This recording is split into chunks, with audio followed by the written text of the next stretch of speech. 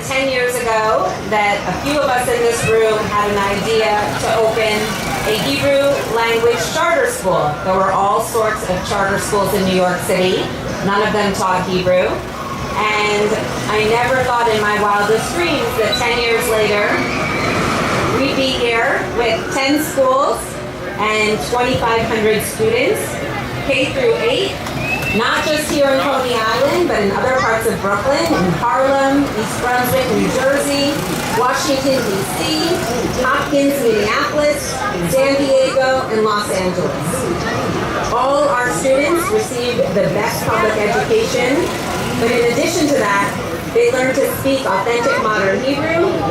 They learn about a democratic modern Israel that many of us love and care about, and they learn to become global citizens. This November, this is very exciting, so even if the food's good, this November our first group of 8th graders is going to go to Israel for the first time. They're going to meet Israeli students. They're going to speak their Hebrew with kids who only speak Hebrew. They're going to walk the streets of Jerusalem, of Tel Aviv. They're going to float in the Dead Sea. They're going to visit the Tel Aviv Stock Exchange. 2 of them are here with us today. One, Justin Matushansky. Where'd you go? There he is. We'll talk with you a little bit later. And if you look on the middle of the table are profiles of all these students who are going to Israel, and you can really see one of the things we're most proud of is the diversity inside our schools. We have financial diversity and racial diversity, and we take great pride in that. The Israel trip is funded by many people in this room, and that's been a huge success for us. It costs about $3,000 for each of our students to go, and we've raised $100,000, and each year we'll have to raise $100,000 to make sure that each year's 8th graders can take a class trip to Israel. As so many of you know, a school is an endless complication of projects that need to be worked on, and all of you've made that happen. We began 10 years ago with about 60 people who loved our projects, then we had hundreds of supporters, and now we have thousands of people and government officials and foundations who understand the work that it takes to open a great school and to give every child in this country a great education.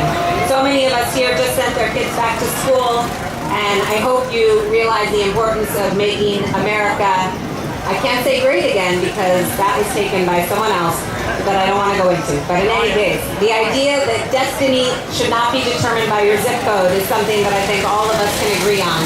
And as we send some of our kids and grandkids back to school, how great is it that we can help everyone receive a great education? Here today, I want to call on our HLA2, that's our Coney Island board members, who have worked so hard to open this school a few weeks ago. Adam Miller, if you're here, you see Sue Fox, Stella Binkovich, Aaron Listhouse, Alice Lee, William Mack, Michael Tolman, Ella Zitkin. Thank you so much. A big round of applause for you guys for making this school a reality, and to all of you for coming out and sharing the day with us. And now, our fearless leader of Coney Island, Harlem Hebrew Public, Adam.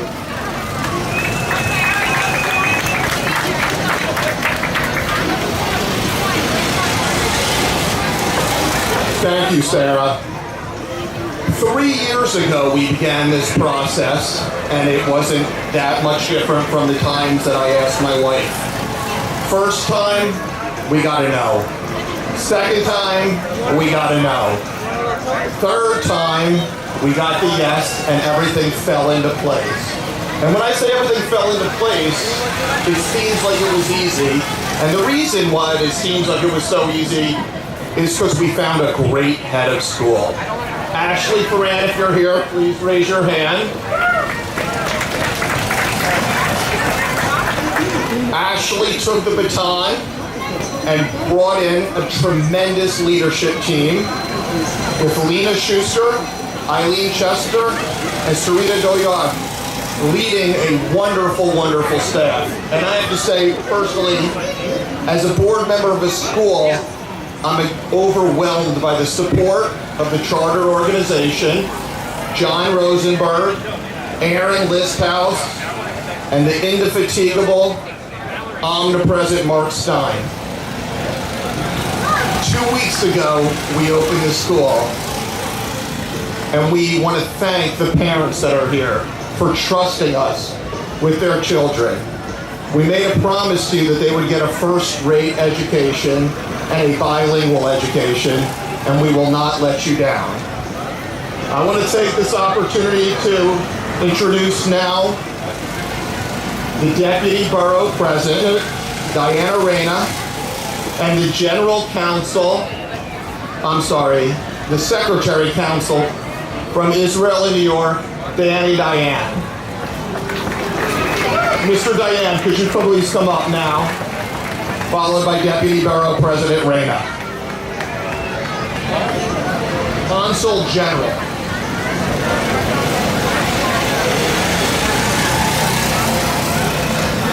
Consul General, thank you so much for being such a gentleman. It is so wonderful to share this particular beautiful Sunday with all of you. We are very proud from the office of Borough President Eric Adams to be sharing this momentous occasion, fundraising on what is a journey of leaders and undertakers who have committed to education. It is so important to understand that we need a disruptor in our educational system to truly take care of what are the basic needs of our children. My name is Dayan and I'm the Deputy Brooklyn Borough President for Brooklyn.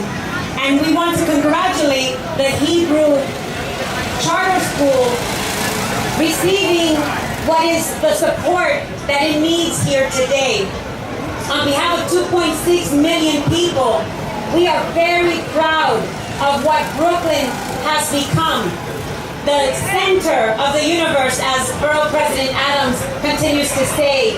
The board of directors of the Hebrew Charter School, the first of its kind, to be able to be here in the city of New York, to be able to understand that when a child receives an excellent global education with emotional intelligence, the opportunity to be a leader, to understand the values of having character, discipline, we know that our world is that much better. And so on behalf of Eric Adams, your borough president, we want to congratulate the staff, the board of directors, the committee that put this together. What an incredible day in Coney Island. Can you give them a round of applause? Because I don't think anyone here did not have a good time. And may we continue to support the legacy that has started here so that we can see the growth of our children. And may the Hebrew Charter School continue to grow and be supported by all of us. Remember, when we invest in our children, we invest in our future. Thank you so much. God bless you all. Consul General, the floor is all yours.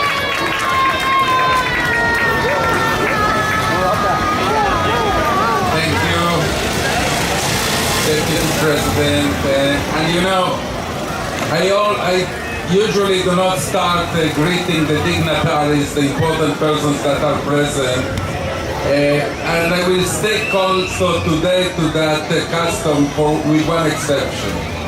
I must say a word about Sara. Where is Sara? Here is Sara. I mean, the moment I saw in the Harlem Hebrew Charter School Sara, her leadership, her involvement, her complete command of all the details, and how she is involved in this project. I mean, first of all, it's contagious, and I immediately acquired that virus of being in love with this project. And I think you are very lucky to have a leader like Sara.